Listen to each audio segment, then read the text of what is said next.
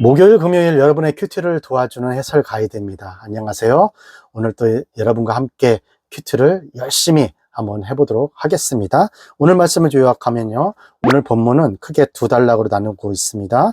1절에서 6절은 이스라엘 민족을 시험하기 위해 남겨두신 이방 민족의 명단과 이스라엘 명단을 소개하고 있고요. 그리고 7절에서 11절은 사사기 중심 이야기인 첫 번째 사사 운니엘을 소개하고 있어요. 먼저 1절에서 6절 보도록 하겠습니다. 여호와께서 가나안 전쟁을 알지 못한 이스라엘을 시험하려 하심에 이스라엘 자손의 세대 중에 아직 전쟁을 알지 못하는 자에게 그것을 가르쳐 알게 하려 하사 남겨두신 열국은 블레셋 5방백과 가나안 모든 사람과 시돈 사람과 바알 헤르몬 산에서부터 하맛 어구까지 레바논 산에 거하는 히윗 사람이라. 남겨두신 이 열국의 이스라엘을 시험하사 여호와께서 모세로 그들의 열조에게 명하신 명령들을 청종하나 알고자 하셨더라. 이스라엘 자손은 마침내 가나안 사람과 헷 사람과 아모리스 사람과 브리스 사람과 히윗 사람과 여부스 사람에게 사이에 거하여 6절 그들을 딸들을 취하여 아내를 삼으며 자기 딸들을 그들의 아내에게 주며 또 그들의 신들을 섬겼더라. 6절까지의 말씀은 하나님의 시험과 이스라엘 타락에 대해서 나오고 있는데요.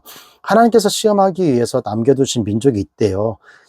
있다고 합니다. 이런 이방 민족을 남겨두신 이유를 1절, 2절에 이렇게 소개하고 있는데요. 첫 번째 가나안 전쟁을 알지 못하는 세대를 시험하기 위해서 남겨두었고요. 두 번째는 그들에게 전쟁을 가르치기 위해서라고 이야기하고 있습니다. 그럼 첫 번째 하나님의 전쟁을 알지 못한 세대를 시험하기 위해서 이스라엘 민족이 율법을 조상들처럼 잘 지키는지 아니면 안 지키는지를 시험하기 위해서라는 거예요. 율법을 잘 지키면 하나님께서 지켜주신 이방 민족이 쳐들어오지 않을 것이잖아요. 지키지 않으면 이방 민족이 쳐들어와서 이방 민족을 파시고 벌을 주겠다는 거예요. 그래서 이스라엘 하나님의 말씀을 잘 지키기 위해서 그런 것들을 했다는 것입니다. 여기서 이방 민족은 하나님께서 이스라엘을 징계하실 때 쓰는 몽둥이 역할을 하는 거예요. 둘째는 전쟁을 모르는 이들에게 전쟁을 알려주기 위함이라고 그랬잖아요. 출애굽부터 여호수아에게 이르기까지 이스라엘이 치른 모든 전쟁은 여호와께서 하신 거룩한 전쟁이라는 거죠. 이 전쟁을 통해 선조들은 하나님을 위대하심을 알게 되었고 하나님을 믿게 되었던 거예요. 군인도 적고 무기도 적어요. 그런 상황에서 하나님에 대한 믿음 하나로 전쟁에서 이긴 선조들처럼 어려운 상황에서 하나님을 의지하여 전쟁하고 승리하는 가운데 이들도 하나님이 우리의 용사이시고 또 우리를 도울 분이라는 것을 알게 하기 위함이었다는 거죠. 5절, 6절에서 보면 이런 시험에서 얻은 결과가 뭐냐면 이스라엘 민족은 가나안 민족에게 동화되었다는 거예요.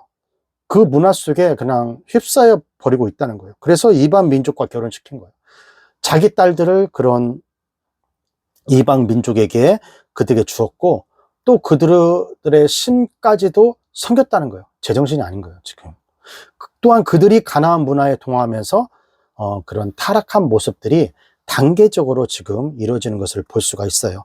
그래서 하나님께서는 이러한 상황을 올 것을 알고 가나안 모든 족속을 다 진멸하라고 했잖아요. 근데 말을 안 들어요. 누가?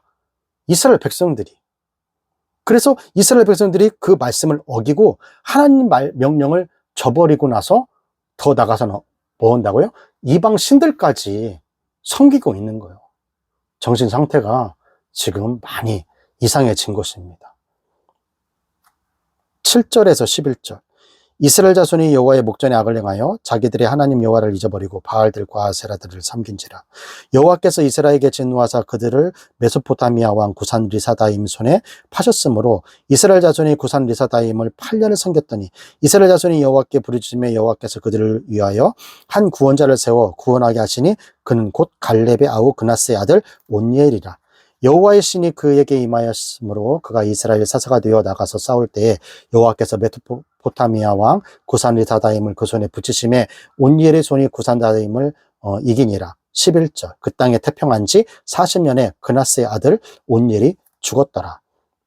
11절까지는 사사의 모범, 그 다음에 첫 사사 온니엘에 대해서 얘기하고 있는데요. 이 온니엘은 갈렙의 후계자로서 여호수아 세대와 가나안 세대를 연결하는 그런 인물이었어요. 사사계의 첫 번째 인물이기도 했고요. 온니엘의 성격, 인품, 특징, 여기서는 전혀 나타나지 않습니다. 전쟁에도 극적인 일을 했다고 전혀 없습니다. 온니엘의 이야기는 이스라엘 자손이 여호와에게 악을 행했고 여호와께서 적에게 파셨고 이스라엘의 우상을 섬겼고 이스라엘이 여호와께 부르짖었어요. 그리고 사사를 세우시고 구원했대. 이스라엘 평안이라는 사사기의 기본적 틀을 보여주는 그런 기능만 지금 여기에 기록되고 있습니다. 온니엘은 그나스의 아들이에요. 아버지 그나스는 갈렙의 동생입니다. 그들과 갈렙에 연결하여 설명한 것은 갈렙과 온니엘의 세대가 한 세대 이상 차이가 난다는 것입니다. 온니엘은 갈렙의 후계자로서 여호수아 세대와 가나안 세대와 연결하는 그런 인물이었다는 거죠. 이스라엘 민족은 아니지만 갈렙과 같이 유다 지파에 속하였으며 가나안 전쟁에 유다가 맨 먼저 올라간 것처럼 유다 지파 소속인 온니엘이 첫 사사로 등장하고 있다는 것입니다. 자, 7절에서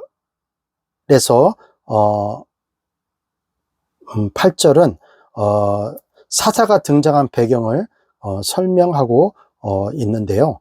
이스라엘 하나님 여호와를 잊어버리고 바알과 아세라를 섬기고 있었어요. 그들을 구원하신 하나님을 완전히 잊고 가나안의 풍요로운 신을 섬기고 있었던 거예요. 가나안 땅을 주신 하나님을 잊어버리고 가나안 자체에 빠져서 그 땅이 더욱 잘 살기 위해서 바알과 아세라를 섬긴 것이에요. 이것을 통해 유월절이나 무교절, 성막 다양한 방법으로 하나님을 기억하게 알기 위해서 어떤 그런 장치들을 이런 것을 유월절이나 성막의 이런 다양한 그 기념일을 통해서 그런 하나님을 잊어버리지 않게 그 기억들을 만들어 놓았는데요. 인간은 기억해야 하나님을 섬길 수가 있거든요. 또 경험하고 말씀을 들어야 기억할 수 있는 것인데, 그러므로 기억이 하나님의 섬기는 뭐예요? 전제 조건이 되는 것이죠. 그런데 이들이 모든 장치와 말씀에도 하나님을 잊었고 그 결과 눈에 보이는 바알과 아세라를 섬겼습니다. 왜 그런지 모르겠어요. 그러면 안 되는데, 바알은 신앙의 형태로 바알은 신상의 형태로 되어져 있고요. 아세라는 나무 기둥의 형태로 되어 있어요. 그래서 바알들과 아세라들이라는 복수를 지금 쓰고 있는 것을 봤을 때 이스라엘 전역에 신상과 제단이 여러 곳이 퍼져 있었다는 것을 알 수가 있는 것이죠. 그래서 진노하신 하나님은 메소포타미아 왕 구사리다다임의 손에 파셨고 이스라엘은 그들을 8년을 섬겼어요. 이스라엘 백성이 다시 억압 상태로 돌아간 것이에요. 결국 이스라엘은 그 고통을 못 견디고 하나님께 또 부르짖어요. 하나님 도와주세요. 하나님 도와주세요. 한 것이죠. 참 사람이 참 간사하죠. 어려운 일이 있으니까 또 다시 하나님 찾는 거잖아요. 이스라엘 백성이 다시 억압 상태로 돌아간 것입니다. 결국 이스라엘은 그 고통을 못 견디고 하나님께 부르짖은 거예요. 이런 부르짖음에 하나님께서는 누굴 보내요? 온니엘 사사를 보내주셨습니다. 우리 하나님 정말 좋은 분 같아요. 10절에 여호와의 영이라는 문장이 나오는데 하나님께서는 사사에게 여호와의 영을 부어주었어요. 즉 어떤 영이 임하는 것이 아니라 탁월한 군사적인 힘을 발휘할 수 있도록 그런 힘을 주셨던 것 같아요. 전쟁에 할 수 있는 능력을 받았다는 것이에요. 인간의 인격적인 변화와는 관계가 없습니다. 우리가 여호와의 영, 성령을 받으면 인격적으로 변화됐었겠지라고 그렇게 생각하는데 여기서는 그렇게 생각하면 안 돼요. 그냥 군사적인 힘을 얻었다는 거예요. 왜 그러냐? 성경에 보면 입다도 사사잖아요. 삼손도 사사예요. 여호와의 영을 받았지만 이들은 인격적으로 문제가 많은 것을 우리가 볼 수 있거든요. 또한 여기서 구산 리사다임의 손에 붙였다, 온니의 손에 붙였다 이러면서 손에 옮겨가는 그런 모습이 볼 수 있는데요.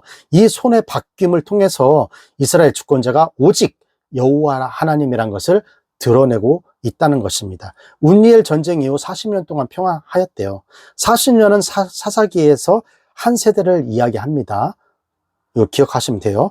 온니엘의 전쟁을 경험한 세대는 여호와를 전쟁을 통해 알게 되었고 하나님의 전쟁을 경험한 목적이 훌륭하게 그렇게 성취된 것을 볼 수 있습니다. 자, 여기까지가 사사기 3장 1절에서 11절 말씀이 되겠고요. 오늘 말씀을 통해서 우리는 무엇을 묵상하고 또 무엇을 적용해야 할까요? 첫 번째, 참 믿음과 사랑의 관계로 이끄시는 하나님의 손길을 잊지 말자라는 거예요.